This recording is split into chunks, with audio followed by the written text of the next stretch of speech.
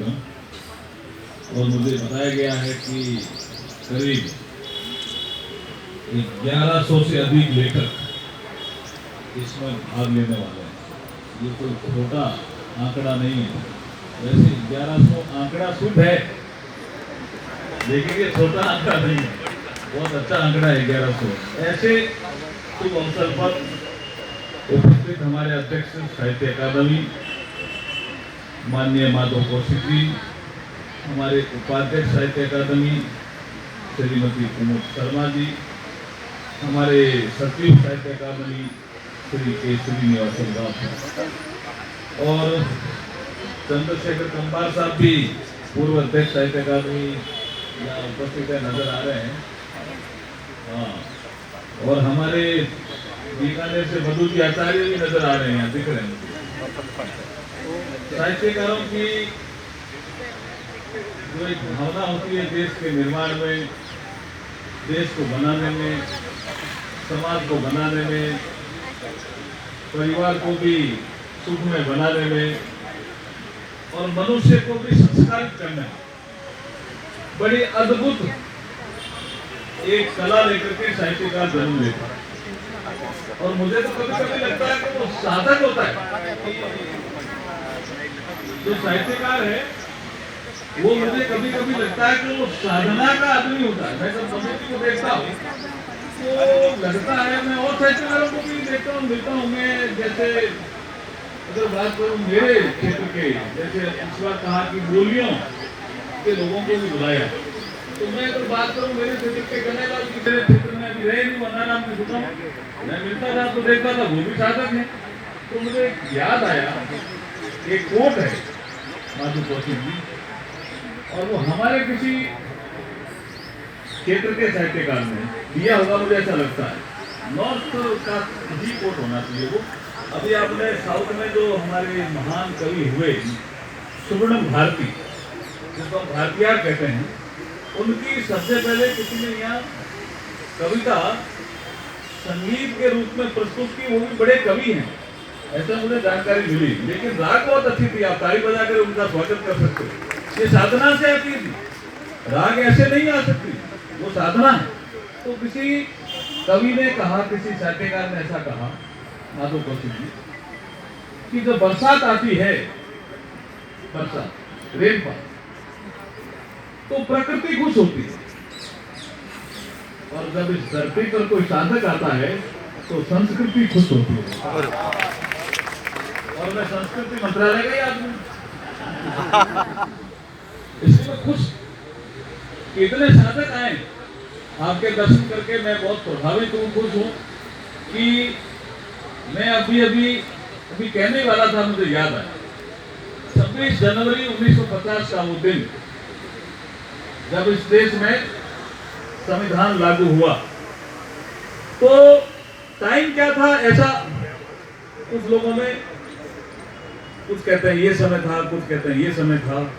मुझे ऐसा लगता है कि समय वही था जो आज आपने साहित्य उत्सव में रखा।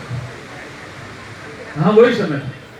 कुछ लोग कहते हैं 10:15 में, मैं 26 जनवरी 1950 की बात कर रहा हूँ।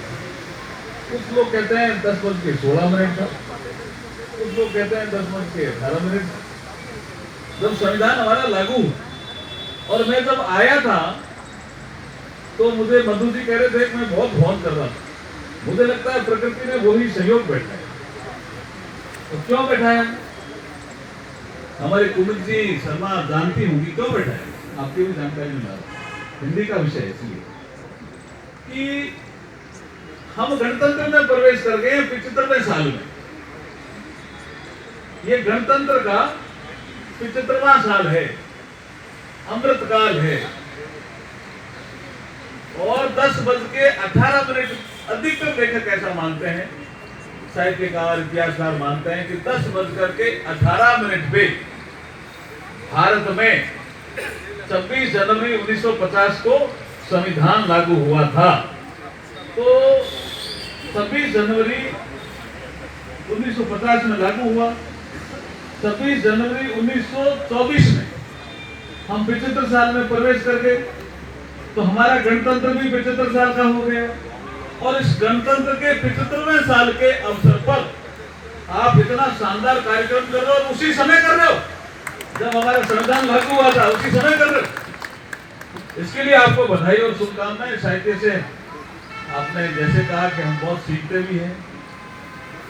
हमारे स्वतंत्रता संग्राम के जो अधिकतर वकील भी थे, लेकिन साहित्यकार भी थे, संविधान निर्माण समिति, तो हमारे कॉन्स्टिट्यूशन असेंबली जिसको हम बोलते हैं, तो एक सब्जेक्ट आता है।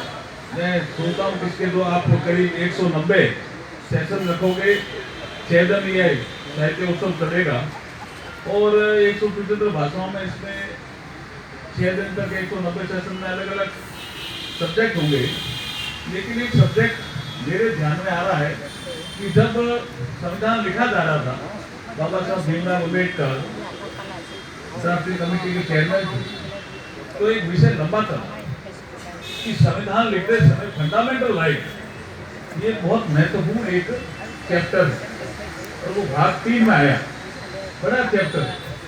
लेकिन स्वतंत्रता पहले आनी चाहिए या समानता पहले आनी चाहिए, इसमें बहस हुई था। कोई मुझे कह रहा था इसमें सही कितना है, इसको आप रिपोर्ट से चेक भी करें कि एक साहित्यकार खड़ा हो और वो उसमें संविधान सभा का सदस्य। उसने कहा 1789 में जो लिबर्टी, इक्वलिटी, फेडरलिटी आई थी, तो लिबर्टी महत्वपूर्ण है, हम आजाद हुए हैं, लेकिन हमारे देश में समानता सबसे ज्यादा महत्वपूर्ण है। इसलिए समानता का आर्टिकल पहले आया भाई साहब, फंडामेंटल राइट्स। ये साहित्यकारों का बड़ा योगदान है, छोटा योगदान नहीं। We must take equality first. वो साहित्यकार खड़ा होकर के कहते हैं, ऐसा मैंने सुना है, मुझे भी किसी गुरुजनों ने ज्ञान दिया है कि we must take equality first. जैसे हमारे समाज में समानता आएगी,